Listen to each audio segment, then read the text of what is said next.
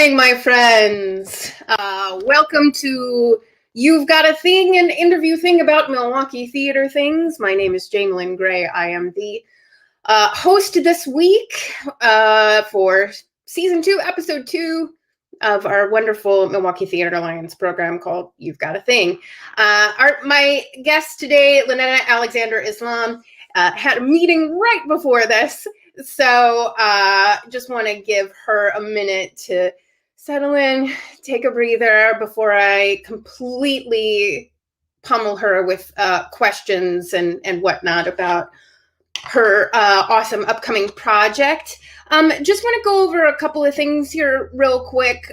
Just want to remind people about, as we're rolling back into live theater, to be 100% mindful of COVID protocols out there, because a lot of people are being insistent upon a vaccine or a test within 72 hours of the performance. And so please just check that with the companies that you're going to see before you do that. Also, I want to just quickly mention here, I mentioned it last week, but it's something that's near and dear to my heart. So I want to just quickly mention the Parent Artist Advocacy League for Performing Arts, which is a wonderful organization that's really bringing to the front what it's like to be a parent and caregiver in the arts. We are officially launching our PAL Milwaukee chapter, and that's going to come up on October 1st. So if you are a parent or caregiver artist in Milwaukee, we would love to see you there. Go to paltheater.com. Click on events, and then beneath that, there should be the Milwaukee chapter meetup that you can register for. You see that right there. And so I think that's about it for right now, but I'm going to bring in Linetta Alexander Islam right now to say hello. Hi. Hello. Hi. Good morning. How was your morning? How was your morning? Busy as always. A lot of running back and forth, reading, checking in, this and that. So typical. Awesome. It's Friday. It's Friday. Happy Friday. Happy Friday. It's great to have you here. I'm really excited for you to tell me all about. There's so many things about this project that I'm super interested in, not only because of a new venue, just getting back to work and all of that, but could you please just, introduce yourself and tell me and all of the people out there watching just a little bit about yourself? Okay, a little bit about myself. I have been an educator here in the city for over 15 years. And then I stopped doing that, and I'm currently education strategist for Ubuntu Research and Evaluation. So my other loves, so that's my first love, which is teaching and working with folks to make things better. But I also exercise that as a wife, as a mother, and as a playwright and poet. So I've done a few plays here in the city, primarily done poetry throughout. And this is my first time working on somebody else's stuff. So it's very interesting. That's going to be a bit of a transition, yeah? Managing somebody else's work instead of your own, yeah? Well, I think you approach it differently because you feel it differently. If you write it, like some of the subtle nuances, but it takes some more, I guess you would say, somatic work to really feel out some things. Maybe do a little bit more research, maybe learning a little bit more about the playwright or other pieces to just get familiar with the idea of the work. Great. So, well, let's talk about that a little bit. It's okay. You are directing Toil and Trouble by Lauren Gunderson, yes, with Mad Rogues over at the new venue, Sunstone Studios. Yes. Yes. Yes, so all of that. Yes, all of that. So for people who don't know, Sunstone Studios took over the off the wall space right across the street from the Milwaukee Repertory Theater. Mhm. It's an awesome little space. They've reworked it. They worked so hard to make that fresh and new and a lot more open and COVID friendly as best as we can. You are going to be the first production out of there. Ta-da! Yes. Congratulations. Thank you. How did you get involved with Sunstone and Mad Rogues? Like, how did that collaboration start and evolve? So it was sort of, I guess, some of my loves crossing paths, I guess you could say. So apparently when Amber took over the space and was just trying to, at least this is my understanding, trying to set out to make it a more inclusive space. That was her intention from the outset. And I think the story goes that she asked a person who was a parent of mine, meaning that I had taught or worked with her children. And she was like, do you know someone? And she was like, yeah, Linetta. So Amber reached out and we've been talking throughout the pandemic. And I kind of have this nebulous role, but I guess I'm on the advisory board if there is one. But Amber and I talk a lot about what this space should mean. And then so she was one day I was sharing with her my story and my experience with Shakespeare. And she just hit me with it one day. And she had this plan and she called a meeting and I was there in the studio with her and Jim. And then she asked me to direct Toil and Trouble and Macbeth. So I was like, that's great, but I'm gonna cry in the car, which I did. But so from not only from doing your own stuff to somebody else's stuff, but then like a whole packed on load of projects. Yeah, that's usually how my life goes. Okay. Everything just sort of like comes to you. Yeah, there's nothing. There's this quiet space and then boom, all the things at once. So it just means that you're really good at handling that, right? I kind of have to be. I don't know if I have a choice. Right. I'll say, to make it sound sweet, I'll say, yes, I'm really good at doing a whole bunch of things. Amazing. We've heard that about you. So just to be clear, this is Amber Regan and Jim Neuner, yes, who really were the driving forces between making that space happen. Yes. That's awesome. Can you talk to me a little bit about Toil and Trouble itself? Yeah, so it's an interesting piece. And I hope that my great hope would be that Lauren Gunderson would get to see my interpretation of what she wrote so maybe we can have some kind of dialogue. But it's an interesting piece, an adaptation of Macbeth. Yeah. And an adaptation and modernized version of it, where you kind of got to know Macbeth to know that it's in there, which is that's when it's really sweet, when it's done really nice. And so it is about 3 friends who kind of go about this idea of getting what they want during the recession. Getting rich quickly by taking over an island. Has people on it, but no big deal. No biggie. So it's a black or dark comedy. When you look up black comedy, Kevin Hart will show up. So we probably more appropriately to call it a dark comedy. That's so funny. And so it's, of course, there's some funny points, but it leaves some things that really kind of poke and prod at how we approach society, how we approach humanity, and hopefully leaves us with some very some thoughts that we should wrestle with? Everybody knows that dark comedy is my favorite. I've made that perfectly clear. Oh yeah, it's what the Constructivist, my company, is built on. So I'm really excited, and I like Lauren Gunderson's work. Super smart. If you have not had the opportunity, please go and see this piece so that you can just have a taste. My understanding is that these, because it's kind of a succession of three. And Sunstone is making that happen. Sunstone and Mad Rogue's making that happen. It's Toil and Trouble.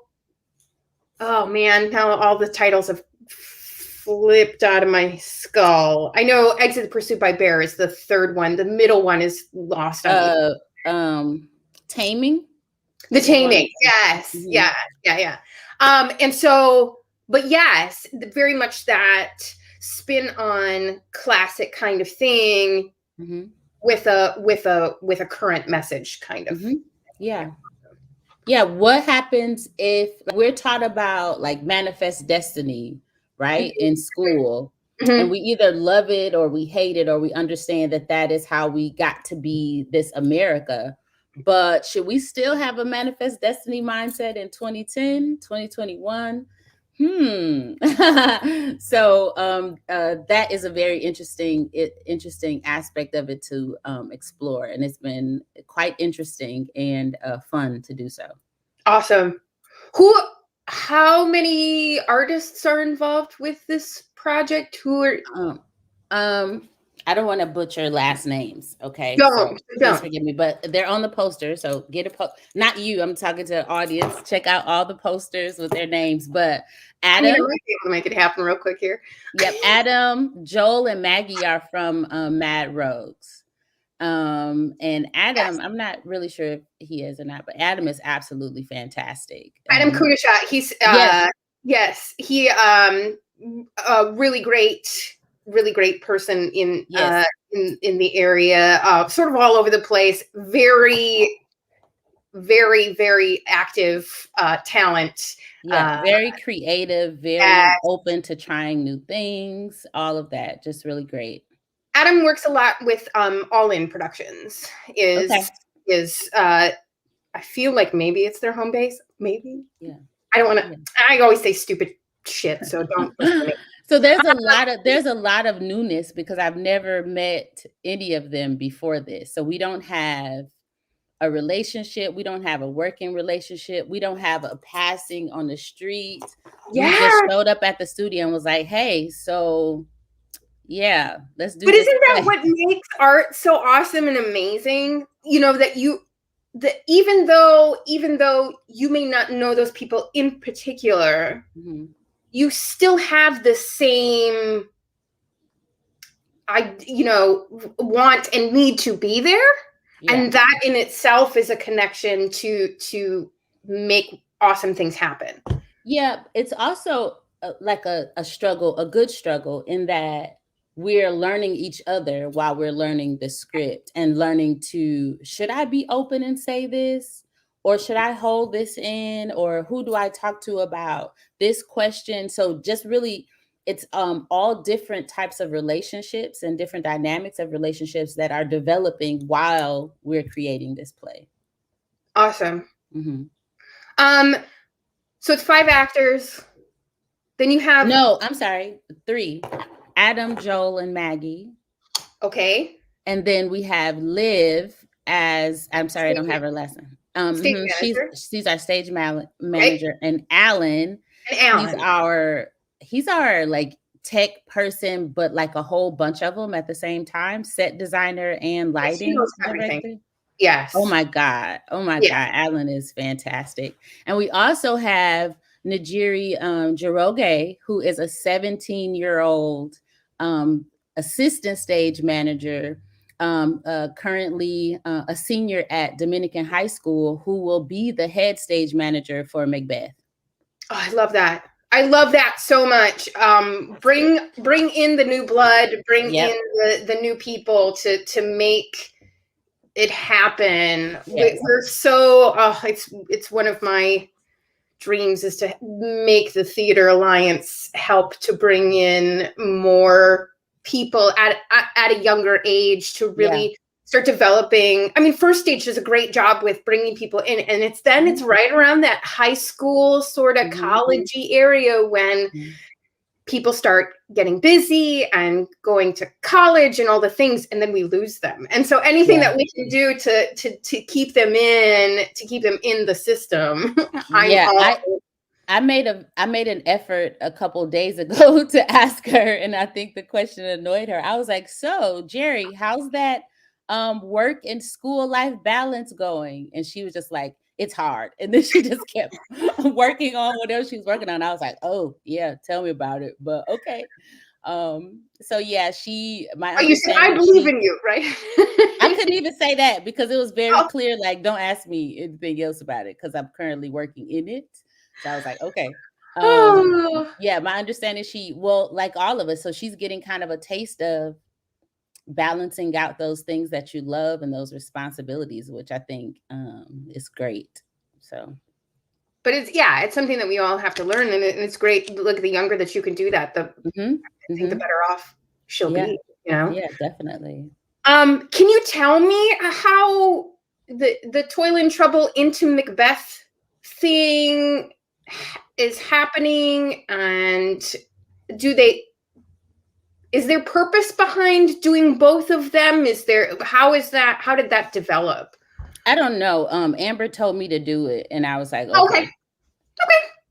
But some of that stems from, I believe, a conversation that Amber and I had, and I was sharing with her this experience when I was in the 10th grade, which clearly has informed my life because I bring it up often, where a substitute teacher told me our assignment was to choose a play because our teacher was going to teach us the parts and components of plays and, the flow of them and dialogue and all that stuff.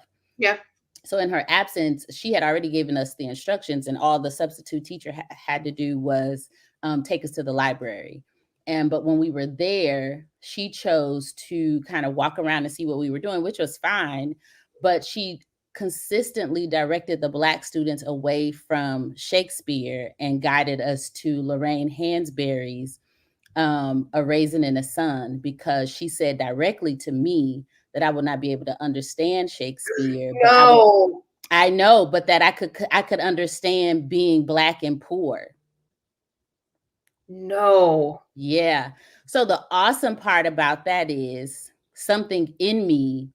Well, I was very angry at the moment. I'm not going to tell you. Something in you went like this. And it was real close, but it was with words. No. So you know what? Sometimes those really hurtful things become this amazing fuel. So that fueled me to get in honors English, and I was killing it in there. And then when I became a teacher, as young as 3rd grade, and I always taught in Black density schools here in the city, I always taught them Shakespeare. My kids kill Shakespeare. So I used her to make sure to fight against that every day. So I was telling Amber that, and then she just hit me with it. And then like, how I'm gonna say no. So. Oh, for sure. No, for sure. That's I 100% understand that where you're coming from. 100%. That somebody in your life telling you you're too stupid to do this, or you're too stupid to do that, or you're just not enough to do. Or you're not good enough. Yeah. And sometimes it knocks you down, but as long as you get back up and start fighting against it, then it is what it is. So absolutely. Yeah. Okay. Toil and Trouble starts next week. Yeah. Nervous. Yes. It's gonna be great. You can go to Sunstone Studios mke.com for tickets for that. Yes. When does Macbeth open? So October 28th, and it's running Halloween weekend. So I don't know if folks are going to come in costumes or whatever, But that would be fun. Amazing. So we're gonna take we're honoring the initial purpose or motivation for writing Macbeth as having some eerie ghost story. So Awesome. we're gonna make it so for Halloween weekend. Awesome. It just flicked into my brain. This Macbeth is not really like William Shakespeare's Macbeth. Yeah, it is. What happened is Maya Danks. Yeah. She cut it for us. Okay. And made some adjustments to it to also make it workable. So one of the things that we know that Shakespeare did in his time was to kind of make people play double roles. So we amped that up a little bit. So instead of having like 13 or 20 folks on stage, tops it's going to be 4. But they'll be playing different main character roles. Very cool. So, but yes, if you are a Macbeth fan, then you're going to see Macbeth. And sometimes Shakespeare just get real like extra about some things, or there's some things that's just so timeless or time bound that we just wouldn't get it, And so just those pieces are taken out. So okay, so it is 100% Will Shakespeare. Yes, absolutely, and it was sprinkled with some Maya Danks. It's sprinkled with Maya Danks. Yes, who is one of my favorite people, so I highly recommend. Yes, absolutely.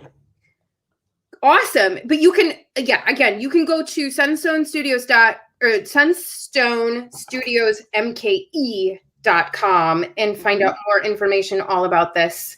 I'm so excited. I will. Yeah, I am too. Be there. Awesome.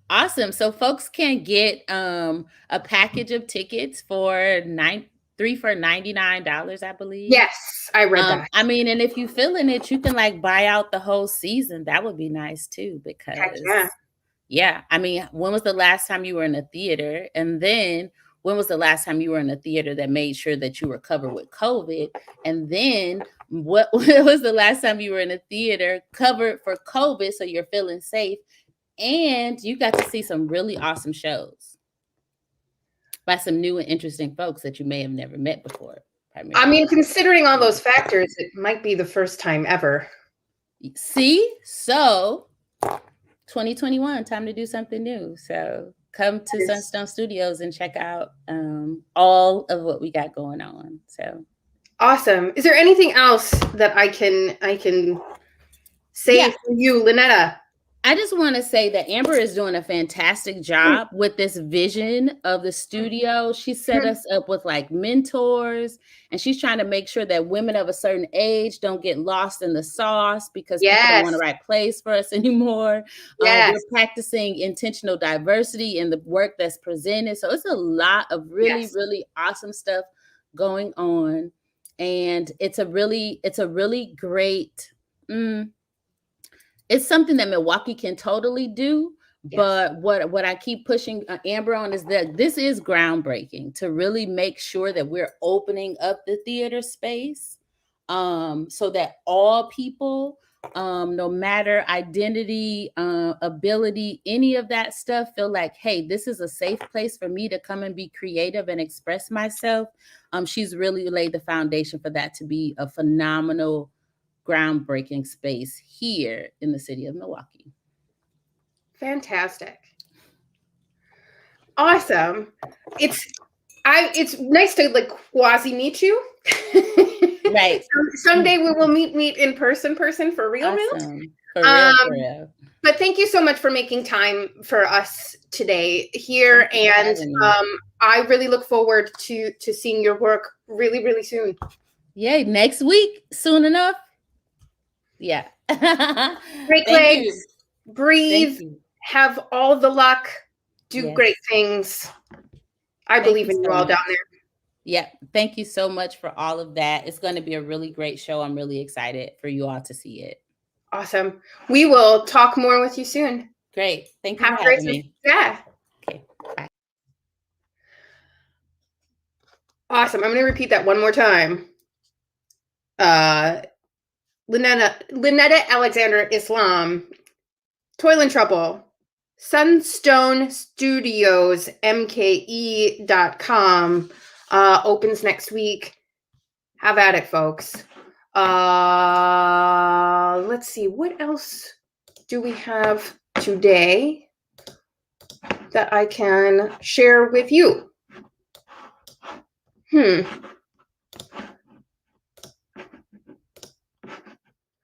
This always takes. I know it's all the click. Someday I'm gonna have this all perfect and amazing. It's just not today. It's just not today. That is to say, always remember, go to MilwaukeeTheaterLines.org if you want to be on You Got a Thing to talk about your thing, because that's what we're here for. And I am here for you to make that happen. This is very important. We are trying super hard to come back. I was just listening to a program this morning about Broadway coming back and all of the protocols that Broadway is going to have to do, and everybody is really excited to do the work. But as I mentioned at the top of the program, please check with COVID protocols for whatever show you're going to see, because there likely will be them. If you can get vaccinated, please do that. If you can't, make sure you get a COVID test and take it with you. Theater is so important to our mental health and well-being. Help us make it happen. I am trying super hard, and I know that I've said this before. I think I said this all the way back in, April or something. Hey, we're going to have a season announcement. Some things happened, and that didn't happen. And so I am trying super hard to make a season announcement for the Constructivist happen next week. As in Monday or Tuesday or something along those lines. Please go to theconstructivist.org to find out any news there. Follow us on social media. We post all that stuff all the time, and hopefully we can get that out to you and get a little excited, because I will tell you that we did start rehearsal this week. We do have a cast, we do have a show, we do have these things. So hopefully I'll be able to tell you what that is next week. Good? Great. Pink Umbrella Theater Company has a load of classes going on right now. If you don't know Pink Umbrella Theater Company, it's specifically for persons who identify with a disability, whether that's mental, emotional, or physical, intellectual, any of those disabilities. And they offer classes in hopes to better artists who identify with a disability to create awesome art for themselves, by themselves, of themselves, all of those things. If you are a person with a disability, or you know somebody with a disability, go to Pink Umbrella Theater, and that's a TER.org to find out more about that.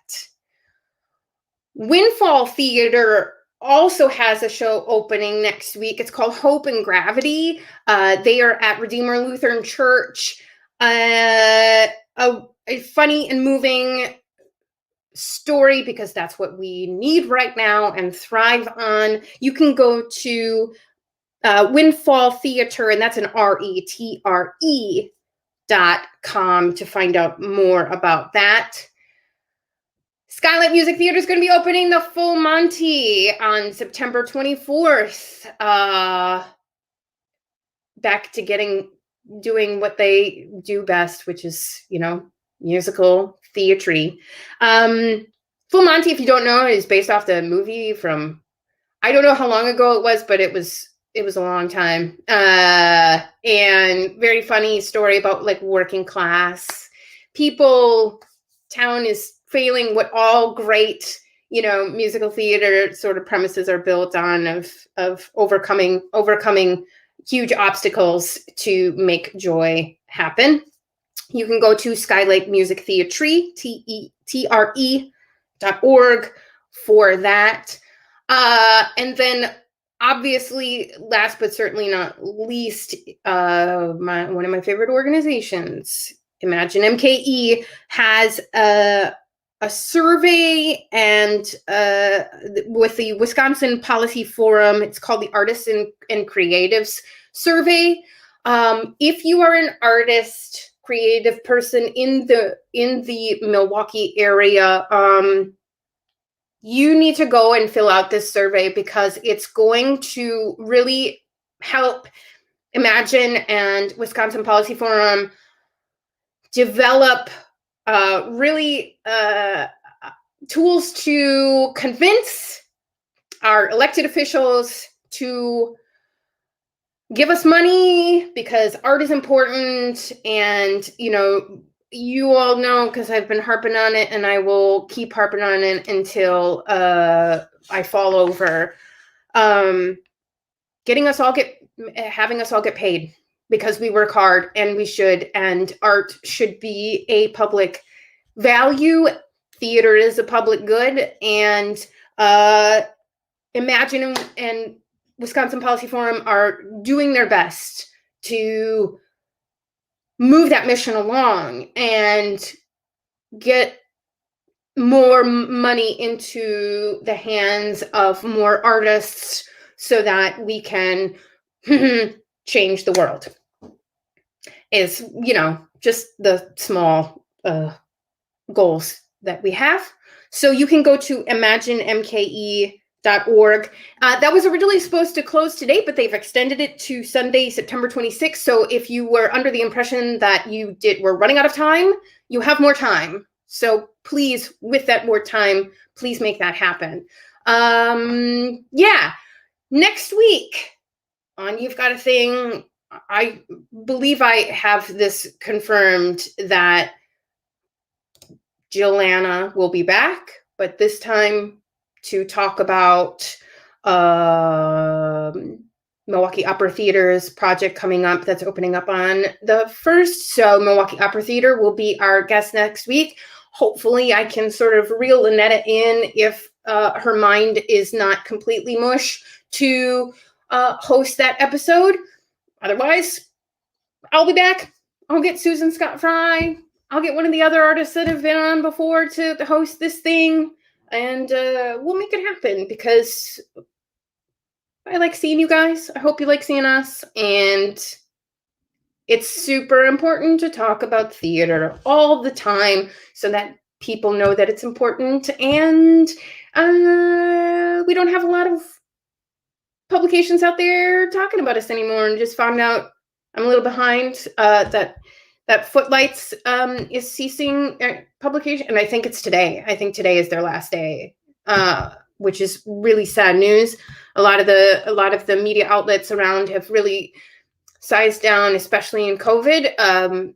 Their departments. I mean, it was happening before, but it's even more now, about talking about art, talking about theater. So that's what I'm here for. That's what the Milwaukee Theater Alliance is here for. And we'll be back next week. Thank you for joining us today. Reach out to us, engage with us. We are here to listen to artists and patrons. And if you need anything, let me know. Otherwise, I will see you next week on You've Got a thing.